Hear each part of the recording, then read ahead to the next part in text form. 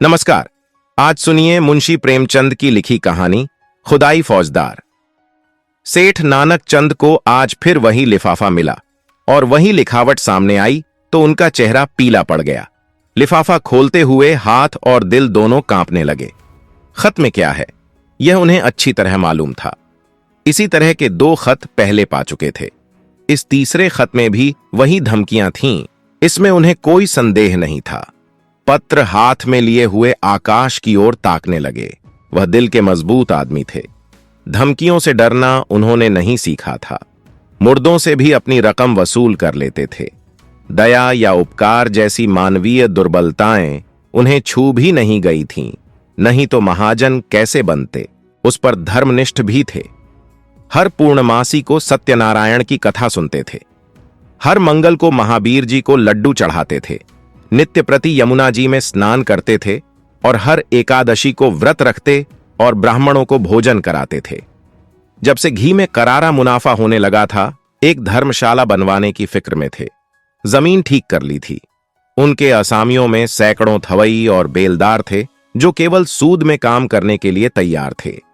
इंतजार यही था कि कोई ईंट और चूना वाला फंस जाए और 10-20 हजार का दस्तावेज लिखवा ले तो सूद में ईंट और चूना भी मिल जाए।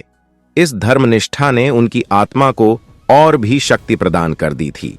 देवताओं के आशीर्वाद और प्रताप से उन्हें कभी किसी सौदे में घाटा नहीं हुआ और भीषण परिस्थितियों में भी वह स्थिर चित्त रहने के आदी थे। लेकिन जब से धमकियों से भरे हुए पत्र मिलने लगे थे, उन्हें बार बार तरह तरह की शंकाएं व्यथित करने लगी थीं। कहीं सचमुच डाकुओं ने छापा मारा तो कौन उनकी सहायता करेगा। दैवी बाधाओं में तो देवताओं की सहायता पर वह भरोसा कर सकते थे, पर सिर पर लटकती हुई इस तलवार के सामने उनकी श्रद्धा कुछ काम न देती थी। रात को उनके द्वार पर केवल एक चौकीदार रहता है। अगर 10-20 हथियारबंद आदमी आ जाएं, तो वह अकेला क्या कर सकता है। शायद उनकी आहट पाते ही भाग खड़ा हो। पड़ोसियों में ऐसा कोई नजर नहीं आता था जो इस संकट में काम आए। यद्यपि सभी उनके असामी थे या रह चुके थे, लेकिन यह एहसान फरामोशों का संप्रदाय है। जिस पत्तल में खाता है उसी में छेद करता है। जिसके द्वार पर अवसर पड़ने पर नाक रगड़ता है उसी का दुश्मन हो जाता है। इनसे कोई आशा नहीं। हां, किवाड़ सुदृढ़ हैं, उन्हें तोड़ना आसान नहीं। फिर अंदर का दरवाजा भी तो है। 100 आदमी लग जाएं तो हिलाएं हिले, और किसी ओर से हमले का खतरा नहीं। इतनी ऊंची सपाट दीवार पर कोई क्या खा के चढ़ेगा। फिर उनके पास राइफलें भी तो हैं। एक राइफल से वह दर्जनों आदमियों को भून कर रख देंगे। मगर इतने प्रतिबंधों के होते हुए भी उनके मन में एक हुक सी समाई रहती थी। कौन जाने चौकीदार भी उन्हीं में मिल गया हो, खिदमतगार भी आस्तीन के सांप हो गए हों। इसलिए वह अब बहुधा अंदर ही रहते थे और जब तक मिलने वालों का पता ठिकाना न पूछ लें, उनसे मिलते नहीं थे।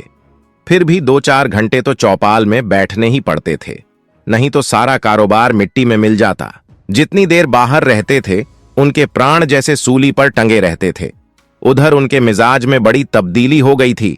इतने विनम्र और मिष्टभाषी वह कभी न थे। गालियां तो क्या, किसी से तू तकार भी न करते। सूद की दर भी कुछ घटा दी थी, लेकिन फिर भी चित्त को शांति न मिलती थी। आखिर कई मिनट तक दिल को मजबूत करने के बाद उन्होंने पत्र खोला और जैसे गोली लग गई। सिर में चक्कर आ गया और सारी चीजें नाचती हुई मालूम होने लगीं। सांस फूलने लगी, आंखें फैल गईं। लिखा था, तुमने हमारे दोनों पत्रों पर कुछ भी ध्यान नहीं दिया। शायद तुम समझते होगे कि पुलिस तुम्हारी रक्षा करेगी, लेकिन यह तुम्हारा भ्रम है। पुलिस उस वक्त आएगी जब हम अपना काम करके 100 कोस निकल चुके होंगे। तुम्हारी अक्ल पर पत्थर पड़ गया है, इसमें हमारा कोई दोष नहीं। हम तुमसे सिर्फ 25,000 रुपए मांगते हैं। इतने रुपए दे देना तुम्हारे लिए कुछ भी मुश्किल नहीं। हमें पता है कि तुम्हारे पास 1 लाख की मोहरें रखी हुई हैं, लेकिन विनाश काले विपरीत बुद्धि। अब हम तुम्हें और ज्यादा नहीं समझाएंगे। तुम्हें समझाने की कोशिश करना ही व्यर्थ है। आज शाम तक अगर रुपये नहीं आए तो रात को तुम्हारे ऊपर धावा होगा। अपनी हिफाजत के लिए जिसे बुलाना चाहो बुला लो। जितने आदमी और हथियार जमा करना चाहो जमा कर लो। हम ललकार कर आएंगे और दिन दहाड़े आएंगे। हम चोर नहीं हैं, हम वीर हैं और हमारा विश्वास बाहुबल में है। हम जानते हैं कि लक्ष्मी उसी के गले में जयमाल डालती है जो धनुष तोड़ सकता है, मछली को वेध सकता है। यदि सेठ ने तुरंत बही खाते बंद कर दिए और नकद संभाल कर तिजोरी में रख दिया, फिर सामने का दरवाजा भीतर से बंद करके मरे हुए से केसर के पास आकर बोले, आज फिर वही खत आया? केसर, अब आज ही आ रहे हैं। केसर दोहरे बदन की स्त्री थी। यौवन बीत जाने के बाद भी युवती शौक सिंगार में लिप्त रहने वाली उस फलहीन वृक्ष की तरह जो पतझड़ में भी हरी भरी पत्तियों से लदा रहता है। संतान की विफल कामना में जीवन का बड़ा भाग बिता चुकने के बाद अब उसे अपनी संचित माया को भोगने की धुन सवार रहती थी। मालूम नहीं कब आंखें बंद हो जाएं, फिर यह थाती किसके हाथ लगेगी, कौन जाने। इसलिए उसे सबसे अधिक भय बीमारी का था, जिसे वह मौत का पैगाम समझती थी और नित्य ही कोई न कोई दवा खाती रहती थी। काया के इस वस्त्र को उस समय तक उतारना न चाहती थी जब तक उसमें एक तार भी बाकी रहे। बाल बच्चे होते तो वह मृत्यु का स्वागत करती, लेकिन अब तो उसके जीवन ही के साथ अंत था। फिर क्यों न वह अधिक से अधिक समय तक जिए। हां, वह जीवन निरानंद अवश्य था, उस मधुर ग्रास की भांति जिसे हम इसलिए खा जाते हैं कि रखे रखे सड़ जाएगा। उसने घबरा कर कहा, मैं तुमसे कब से कह रही हूं कि 2-4 महीनों के लिए यहां से कहीं भाग चलो, लेकिन तुम सुनते ही नहीं। आखिर क्या करने पर तुले हुए हो? सेठ जी सशंक तो थे और यह स्वाभाविक था। ऐसी दशा में कौन शांत रह सकता था, लेकिन वे कायर नहीं थे। उन्हें अब भी विश्वास था कि अगर कोई संकट आ पड़े तो वे पीछे कदम नहीं हटाएंगे। जो कुछ कमजोरी आ गई थी वह संकट को सिर पर मंडराते देखकर भाग गई थी। हिरण्य भी तो भागने की राह न पाकर शिकारी पर चोट कर बैठता है।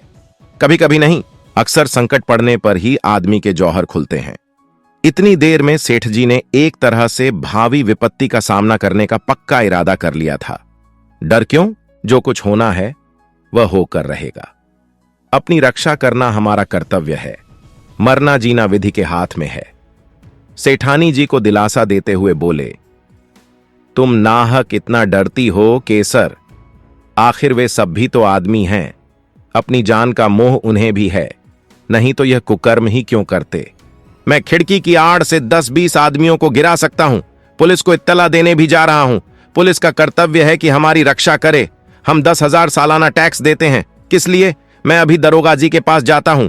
जब सरकार हमसे टैक्स लेती है तो हमारी मदद करना उसका धर्म हो जाता है। राजनीति का यह तत्व उसकी समझ में नहीं आया। वह तो किसी तरह उस भय से मुक्त होना चाहती थी जो उसके दिल में सांप की भांति बैठा फुफकार रहा था। पुलिस का उसे जो अनुभव था उससे चित्त को संतोष न होता था। उसने कहा, पुलिस वालों को बहुत देख चुकी हूं। वारदात के समय तो उनकी सूरत नहीं दिखाई देती। जब वारदात हो चुकी होती है तब अलबत्ता शान के साथ आकर रोब जमाने लगते हैं। पुलिस तो सरकार का राज चला रही है, तुम क्या जानो। मैं तो कहती हूं यूं अगर कल वारदात होने वाली होगी तो पुलिस को खबर देने से आज ही हो जाएगी। लूट के माल में इनका भी साझा होता है। जानता हूं, देख चुका हूं और रोज देखता हूं। लेकिन मैं सरकार को 10,000 का सालाना टैक्स देता हूं। पुलिस वालों का आदर सत्कार भी करता रहता हूं। अभी जाड़ों में सुपरिंटेंडेंट साहब आए थे तो मैंने कितनी रसद पहुंचाई थी। एक पूरा कनस्तर घी और एक शक्कर की पूरी बोरी भेज दी थी। यह सब खिलाना पिलाना किस दिन काम आएगा। हां, आदमी को 16 आने दूसरों के भरोसे न बैठना चाहिए। इसलिए मैंने सोचा है तुम्हें भी बंदूक चलाना सिखा दूं। हम दोनों बंदूकें छोड़ना शुरू करेंगे तो डाकुओं की क्या मजाल है कि अंदर कदम रख सकें। प्रस्ताव हास्यजनक था। केसर ने मुस्कुराकर कहा, हां और क्या, अब आज मैं बंदूक चलाना सीखूंगी। तुम्हें जब देखो हंसी ही सूझती है। इसमें हंसी की क्या बात है? आजकल तो औरतों की फौजें बन रही हैं।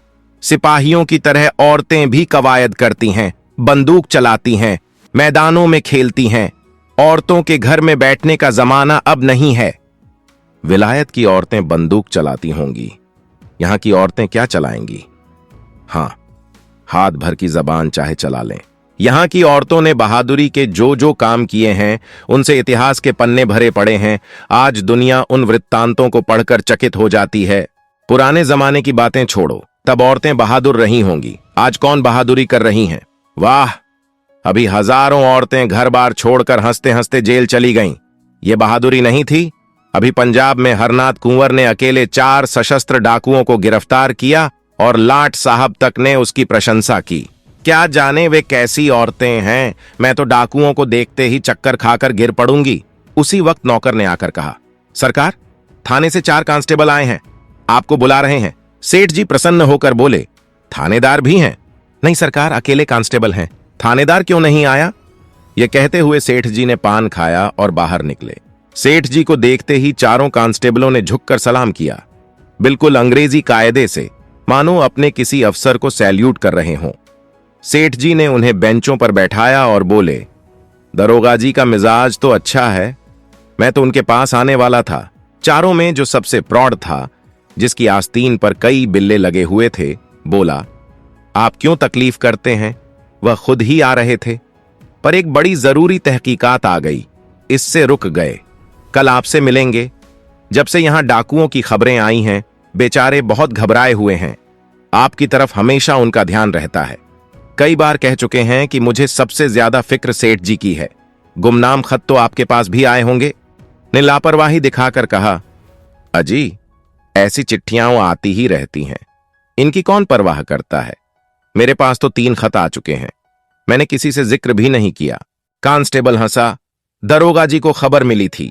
सच? हाँ साहब, रत्ती रत्ती खबर मिलती रहती है।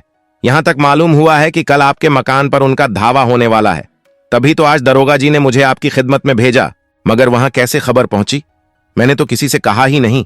कांस्टेबल ने रहस्यमय भाव से कहा, हुजूर, यह न पूछें, इलाके के सबसे बड़े सेठ के पास ऐसे खत आएं और पुलिस को खबर न हो, भला कोई बात है।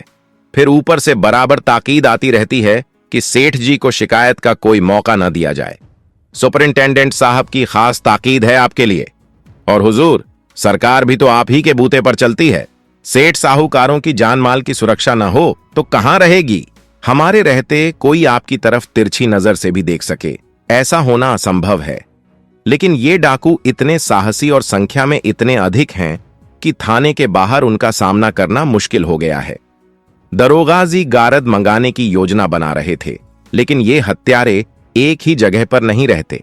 आज यहां हैं तो कल 200 कोस दूर। गारद मंगाकर क्या किया जा सकता है। इलाके की जनता की हमें इतनी चिंता नहीं है, लेकिन आप मालिक हैं, आपसे क्या छिपाना। किसके पास इतना माल असबाब रखा है, और यदि किसी के पास 200-400 की पूंजी निकल भी आती है तो पुलिस डाकुओं के पीछे अपनी जान लेकर नहीं भागेगी। वे तो गोली चला देते हैं, और अक्सर छिपकर। हमारे लिए कई बंदिशें हैं। कोई बात बिगड़ जाए तो हमारी ही जान संकट में आ सकती है। हमें ऐसे रास्ते पर चलना है कि सांप मरे और लाठी न टूटे। इसलिए दरोगा जी ने आपसे यह अनुरोध किया है कि जो जोखिम वाली वस्तुएं आपके पास हैं, उन्हें लाकर सरकारी खजाने में जमा कर दीजिए। आपको रसीद दे दी जाएगी, ताला और मुहर आपकी रहेगी। जब यह हंगामा थम जाएगा तो आप इसे वापस ले सकते हैं। इससे आपको भी शांति मिल जाएगी और हम भी जिम्मेदारी से बच सकेंगे। नहीं, यदि कोई वारदात हो जाए तो आपका नुकसान तो होगा ही, हमारे ऊपर भी जवाबदेही आएगी।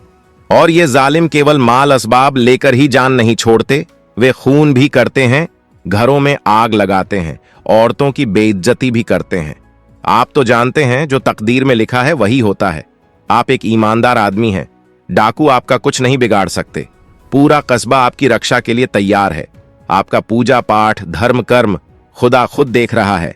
यही उसकी बरकत है कि आप मिट्टी छू लें तो सोना हो जाता है। लेकिन आदमी को अपनी सुरक्षा स्वयं करनी चाहिए। आपके पास मोटर है, जो कुछ रखना हो उस पर रख दीजिए। हम 4 लोग आपके साथ हैं, कोई खतरा नहीं। वहां 1 मिनट में आपको फुर्सत हो जाएगी। पता चला है कि इस गिरोह में 20 जवान हैं। 2 तो बैरागी बने हुए हैं, 2 पंजाबियों के भेष में धुआं और अलवान बेचते फिरते हैं। इन दोनों के साथ 2 बहंगियों वाले भी हैं। 2 आदमी बलूचियों के भेष में छुरियां और ताले बेचते हैं। कितनी गिनाऊं साहब, हमारे थाने में हर एक का हुलिया रखा हुआ है।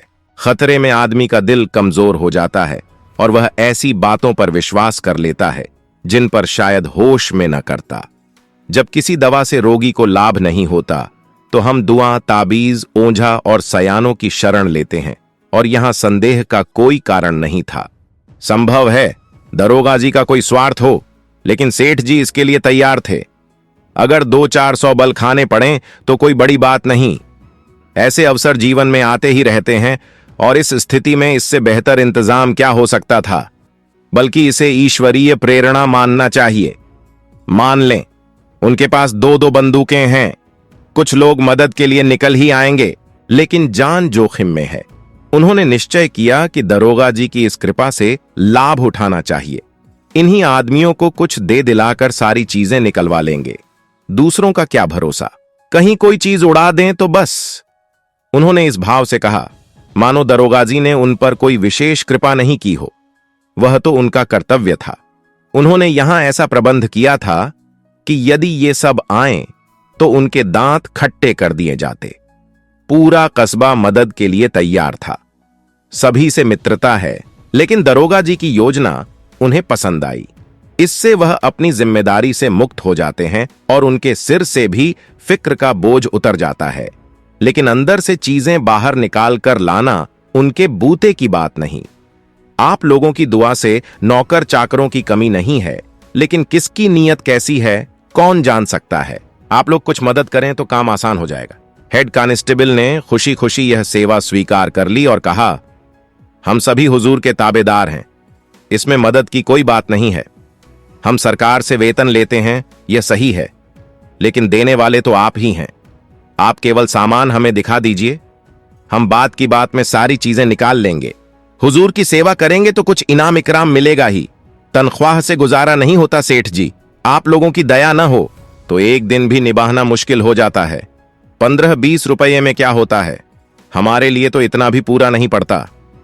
सेठ जी ने अंदर जाकर केसर को यह समाचार दिया तो उसने राहत की सांस ली। बोली, भगवान ने सहायता की, नहीं तो मेरे प्राण संकट में थे। सेठ जी ने सर्वज्ञता का भाव प्रकट करते हुए कहा, इसी को कहते हैं सरकार का इंतजाम। इसी मुस्तैदी के बल पर सरकार का राज्य कायम है। कैसी सुव्यवस्था है कि जरा सी बात हो वहां तक खबर पहुंच जाती है और तुरंत उसकी रोकथाम का आदेश हो जाता है। और यहां के लोग स्वराज्य स्वराज्य चिल्ला रहे हैं। इनके हाथ में सत्ता आए तो दिन दोपहर लूट मच जाएगी, कोई किसी की नहीं सुनेगा। ऊपर से ताकीद आई है, अधिकारियों का आदर सत्कार कभी बेकार नहीं जाता। मैं तो सोचता हूं कोई बहुमूल्य वस्तु घर में ना छोड़ूं, यदि डाकू आए तो अपना सा मुंह लेकर ही लौटें।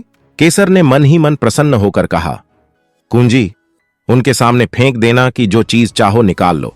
साले झेप जाएंगे, मुंह में कालिख लग जाएगी। घमंड देखो कि तिथि तक बता दी। यह नहीं समझे कि अंग्रेजी सरकार का राज है। तुम डाल डाल चलो तो वे पात पात चलते हैं। समझे होंगे कि धमकी में आ जाएंगे। 3 कांस्टेबल आकर संदूचों और सेफ को निकालने लगे। एक बाहर सामान को मोटर पर लाद रहा था और एक हर चीज को नोटबुक पर टांक रहा था। आभूषण, मोहरें, नोट, रुपये, कीमती कपड़े, साड़ियां, लहंगे, शाल दुशाले सब कार में रख दिए। मामूली बर्तन, लोहे लकड़ी का सामान, फर्श आदि के अलावा घर में कुछ भी नहीं बचा। डाकुओं के लिए ये चीजें कौड़ी की भी नहीं है। केसर का सिंगारदान खुद सेठ जी लाए और हेड के हाथ में देकर बोले, इसे बड़ी हिफाजत से रखना भाई। हेड ने सिंगारदान लेकर कहा, मेरे लिए एक एक तिनका इतना ही कीमती है। सेठ जी के मन में एक संदेह उठ गया। पूछा, खजाने की कुंजी तो मेरे ही पास रहेगी? और क्या, यह तो मैंने पहले ही अर्ज किया था, लेकिन आपके दिल से यह सवाल क्यों उठा? यहीं पूछ लिया था। सेठ जी लज्जित हो गए। नहीं, अगर आपके दिल में कोई संदेह हो तो हम लोग यहां भी आपकी सेवा के लिए हाजिर हैं। हां, हम जिम्मेदार नहीं होंगे। अजी नहीं हेड साहब, मैंने यूं ही पूछ लिया था। ये सूची तो मुझे दे देंगे ना? सूची आपको थाने में दरोगा जी के दस्तखत से मिलेगी, इसका क्या भरोसा। कार पर सारा सामान रख दिया गया। कस्बे के सैकड़ों लोग तमाशा देख रहे थे। कार बड़ी थी लेकिन ठसाठस भरी हुई थी। बड़ी मुश्किल से सेठ जी के लिए जगह निकली। चारों कांस्टेबल आगे की सीट पर सिमट कर बैठे। कार चल दी। केसर द्वार पर इस तरह खड़ी थी मानो उसकी बेटी विदा हो रही हो। बेटी ससुराल जा रही है जहां वह मालकिन बनेगी, लेकिन घर छोड़कर जा रही है। थाना यहां से 5 मील पर था। कस्बे से बाहर निकलते ही पहाड़ों का पत्थरीला सन्नाटा था, जिसके दामन में हरा भरा मैदान था और इसी मैदान के बीच में लाल मोरम की सड़क चक्कर खाती हुई लाल सांप जैसी निकल गई थी। हेड ने सेठ जी से पूछा, क्या यह सच है सेठ जी कि आज से 25 साल पहले आपके बाप केवल लौटा डोर लेकर यहां खाली हाथ आए थे? सेठ जी ने गर्व करते हुए कहा। बिल्कुल सही है। मेरे पास कुल 3 रुपये थे। उसी से आटे दाल की दुकान खोली थी। तकदीर का खेल है, भगवान की दया चाहिए, आदमी के बनते बिगड़ते देर नहीं लगती। लेकिन मैंने कभी पैसे को दांतों से नहीं पकड़ा, यथाशक्ति धर्म का पालन करता गया। धन की शोभा धर्म ही से है, नहीं तो धन से कोई फायदा नहीं। आप बिल्कुल सही कहते हैं सेठ जी, आपको मूर्तिमान बनाकर पूजना चाहिए। 3 रुपये से लाख कमा लेना मामूली काम नहीं है। आधी रात तक सिर उठाने की फुर्सत नहीं मिलती खां साहब। आपको तो यह सब कारोबार जंजाल सा लगता होगा। जंजाल तो है ही, लेकिन भगवान की ऐसी माया है कि आदमी सब कुछ समझकर भी इसमें फंस जाता है और सारी उम्र फंसा रहता है। मौत आ जाती है, तभी छुट्टी मिलती है। बस यही अभिलाषा है कि कुछ यादगार छोड़ जाऊं। आपके कोई औलाद नहीं हुई? भाग्य में न थी खां साहब। और क्या कहूं, जिनके घर में भूनी भांग नहीं है, उनके यहां घास फूस की तरह बच्चे ही बच्चे होते हैं। जिन्हें भगवान ने खाने को दिया है, वे संतान का मुंह देखने को तरसते हैं। आप बिल्कुल सही कहते हैं सेठ जी, जीवन का मजा संतान से ही है। जिसके आगे अंधेरा है, उसके लिए धन दौलत किस काम की?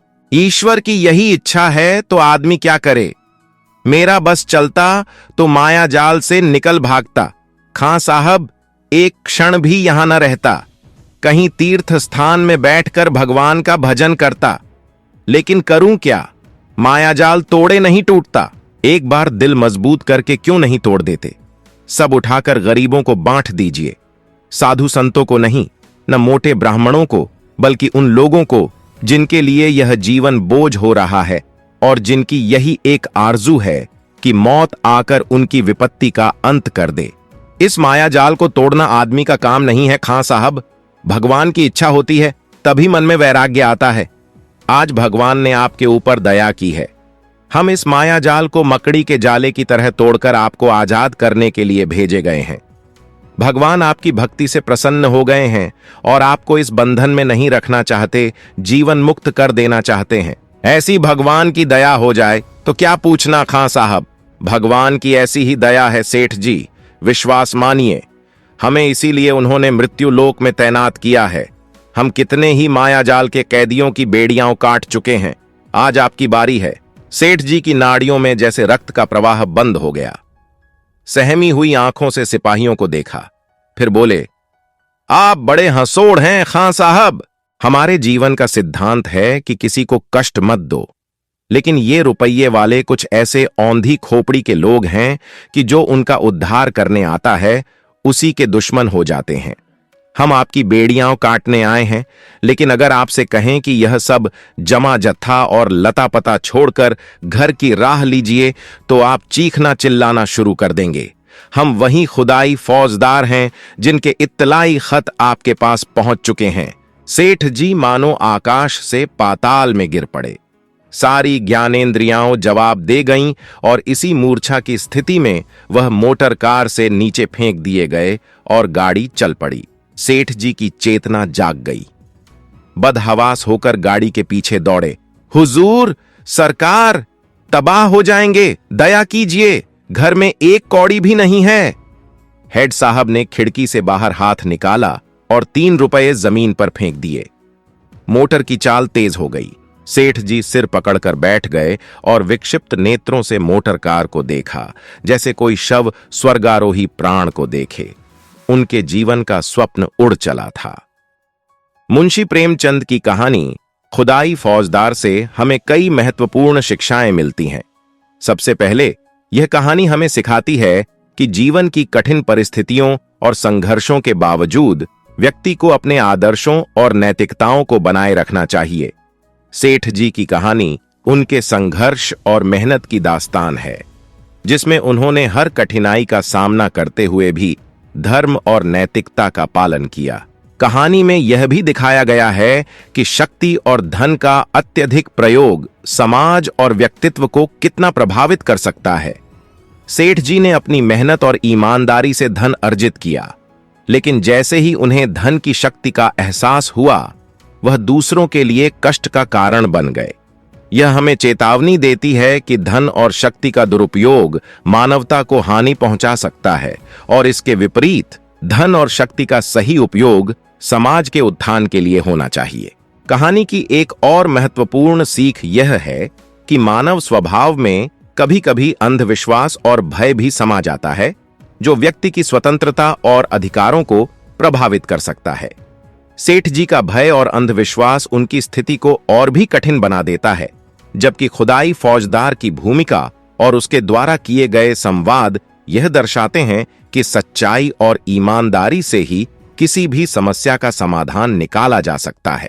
अंततः कहानी यह भी दर्शाती है कि सच्ची दया और करुणा का आदान प्रदान व्यक्ति की मानवता को फिर से स्थापित कर सकता है। खुदाई फौजदार की भूमिका और उनके द्वारा दिखाई गई दया और करुणा से यह सीखने को मिलता है कि मानवता के मूल्यों को बनाए रखते हुए ही समाज में सकारात्मक बदलाव लाया जा सकता है। आप सुन रहे थे मुंशी प्रेमचंद की लिखी कहानी खुदाई फौजदार।